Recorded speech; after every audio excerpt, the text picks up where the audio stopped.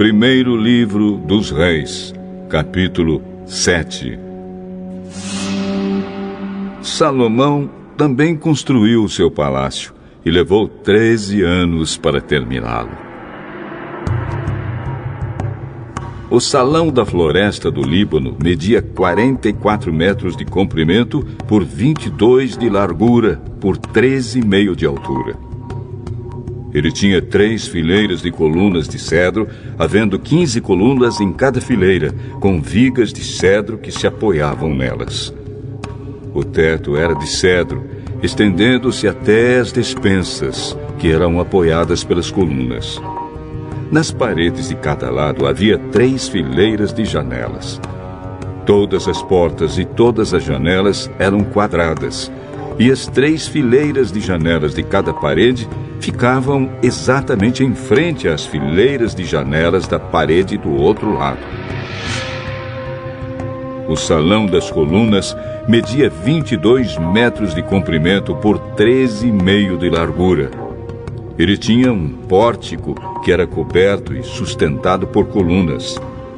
A sala do trono, também chamada de Salão do Julgamento, onde Salomão julgava as questões, era forrada de cedro desde o chão até as vigas. Em outro pátio, atrás da sala do trono, ficava a casa onde Salomão morava. A construção era do mesmo estilo das outras. Salomão também fez uma casa do mesmo tipo para sua esposa, a filha do rei do Egito. Todas essas construções e também o grande pátio foram feitos de pedras escolhidas, desde os alicerces até a beira do telhado. As pedras foram preparadas na pedreira e cortadas sob medida, sendo os lados de dentro e de fora cortados com serras. Os alicerces foram feitos com pedras grandes preparadas na pedreira. Algumas tinham 3,5 metros de comprimento e outras 4,5 metros de comprimento. Por cima delas foram colocadas pedras caras, cortadas sob medida, e vigas de cedro. O pátio do palácio, o pátio interno do templo e a sala de entrada do templo tinham paredes feitas com uma carreira de vigas de cedro para cada 3 carreiras de pedras cortadas. O rei Salomão mandou buscar um homem chamado Hurã, um artífice que morava na cidade de Tiro e que era especialista em trabalhos de bronze. O seu pai, que já havia morrido, era de Tiro e também havia sido artífice especializado em bronze. A sua mãe era da tribo de Naftali. Hurã era um artífice inteligente e capaz. Ele aceitou o convite de Salomão e se encarregou de todo o trabalho em bronze. Hurã fundiu 2 colunas de bronze, cada uma com 8 metros de altura e 1,70 metro de diâmetro, e as colocou na entrada do templo. Ele fez também 2 remates de coluna, cada um com 2,20 metros de altura, para serem colocados no alto das colunas. O alto de cada coluna era enfeitado com um desenho de correntes entrelaçadas e 2 carreiras de romãs feitas de bronze. Os remates das colunas tinham o formato de lírios, mediam 1,80 metro de altura e foram colocados numa parte redonda que ficava por cima do desenho de correntes. Em cada remate de coluna havia 200 romãs de bronze colocadas em 2 carreiras.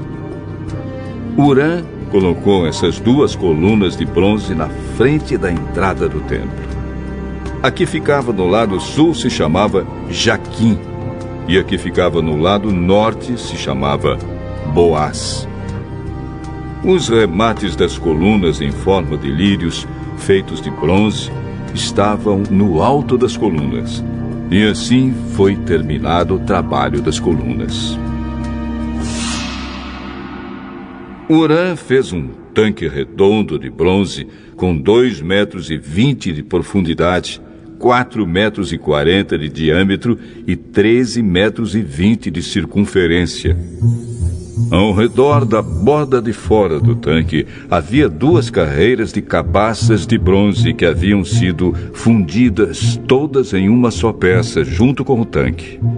O tanque se apoiava sobre as costas de 12 touros de bronze que olhavam para fora. 3 olhavam para o norte, 3 olhavam para o oeste, 3 olhavam para o sul e 3 olhavam para o leste. A grossura das paredes do tanque era de 4 dedos.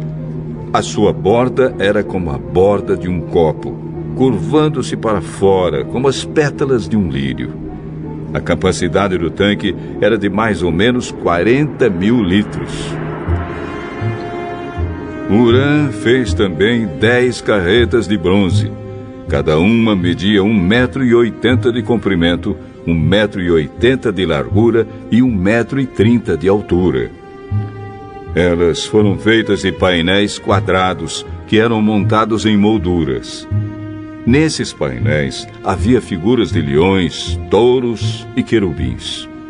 E nas molduras acima e abaixo dos leões e dos touros havia desenhos de espirais em relevo. Cada carreta tinha 4 rodas de bronze com eixos de bronze. Nos 4 cantos havia apoios de bronze para uma bacia. Os apoios eram enfeitados com figuras de espirais em relevo. No alto havia uma guarnição redonda para a bacia.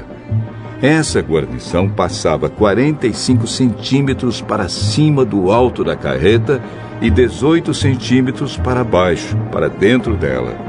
Ao redor dela havia entalhes.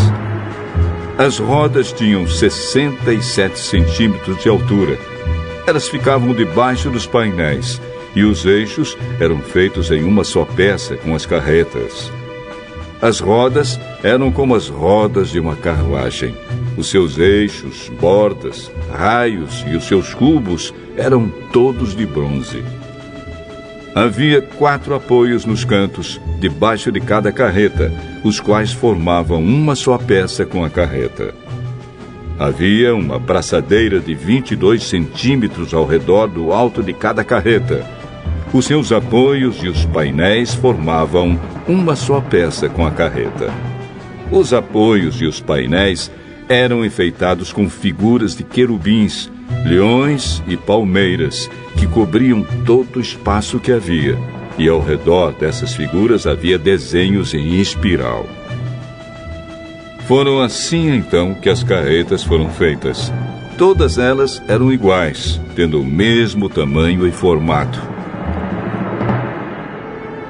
Huram fez também 10 bacias de bronze, uma para cada carreta.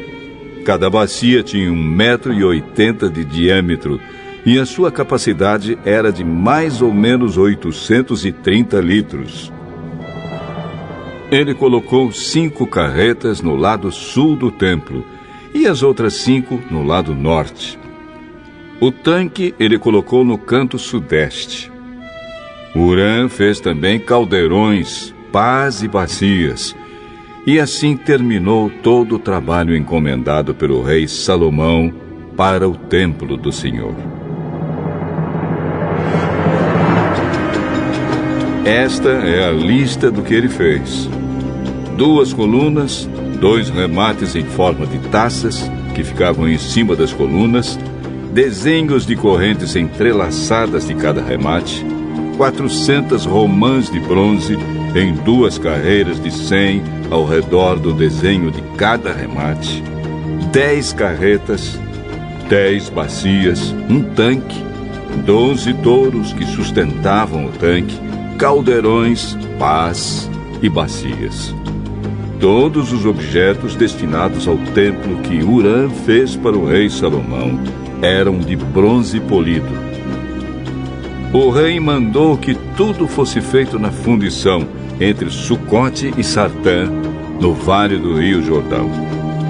Salomão não mandou pesar esses objetos de bronze porque eram muitos e por isso seu peso nunca foi calculado. Salomão também mandou fazer para o templo os seguintes objetos de ouro: o altar, a mesa para os pães oferecidos a Deus, os 10 castiçais que ficavam em frente ao lugar santíssimo, 5 no lado sul e 5 no lado norte, as flores, as lamparinas e as tenazes, as taças, as tesouras de cortar pavios de lamparinas, as bacias, os pratos para o incenso e os braseiros, as dobradiças para as portas do lugar santíssimo e para as portas do templo que davam para fora. Todos esses objetos foram feitos de ouro.